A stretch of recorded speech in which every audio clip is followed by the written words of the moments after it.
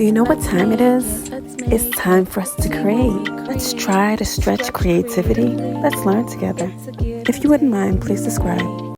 Let's create this card together. To start, what you're going to need, ink pad colors of your choice, paper, and a blending brush. You can apply the color in any arrangement that you prefer. I usually pat and brush each color and blend as I go along. Let's see. So this time around, I'm starting with the blue. And you see I did a couple of applications. The ink pad and my blending brush, pressing it down on my paper. And then I apply the next color diagonally all the way through. I like to pat in circular motion and not necessarily pull the color. This way it can have a semi-cloudy effect. You can see some light areas and some dark areas. Now you're seeing me going in with the third color. Once again, up and down in a diagonal motion. Just press, press, press, circular motion. And you're going to see me do this a few more times with this last color, and it's a green. Since we're making two covers, we're just going to speed up the process on the next paper a bit. Now we're going to move on. You can see I'm going to pull out my stamp platform.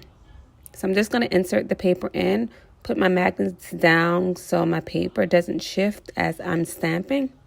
I use, in this case, this cute musical note stamp. So I place it to ensure it's in the right places, and I just pat that black right on the stamp and press down on the top. And you can see that color took fairly well, and I do the next part. Pat, pat, pat that black on the stamp. Close my stamping platform, press on the top, and you can see that worked pretty good. So we're just going to do that all throughout the paper, and we're just going to speed this process up so you can see it.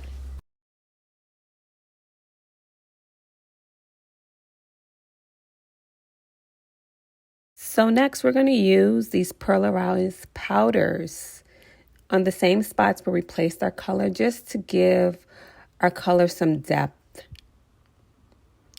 And you can see, since the colors are the same, I'm just placing that powder in the same areas. And I brush that powder in, and the excess and the leftover I just put right back, because we don't want to waste. So same thing for the yellow area. We're just giving that paper, defining that color, making it a little more intense, a little more bright.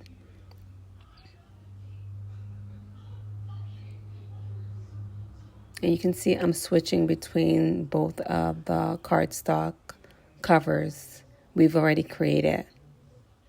So we're just going to speed this process up just a bit. So now that we've finished that process, I'm just going to reach over for my glitter. There's nothing like a little glitter.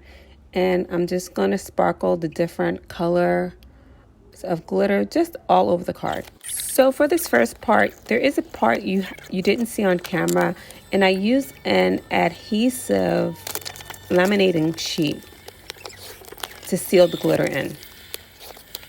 And this is just me. I added a piece of black cardstock. I put it on that cardstock, and I'm just cutting it down to size. And this is the next piece of cardstock. I added an additional white border cardstock, and I'm just adding my sentiment. And that is our first cover. And this is the second cover. I die cut my material off camera, and I'm just placing it in its appropriate places. I cut it down to size, cutting off my edges. I added another white sentiment on top of that red, and adding this cover to another white backing. I'm just applying that tape all across the backing. Now we're applying it on the white, and we're just adding a little sentiment. You make me happy. happy birthday. And just finding the perfect placement for that. And we've added the other sentiment, happy birthday, you brighten my day. And we've just finally added the card, and this is the finished look. This is the finished look. I hope you like creating with me. The tools used will be listed in our blog post or the description box below. Please remember to subscribe, follow, and share. Your support makes all the difference.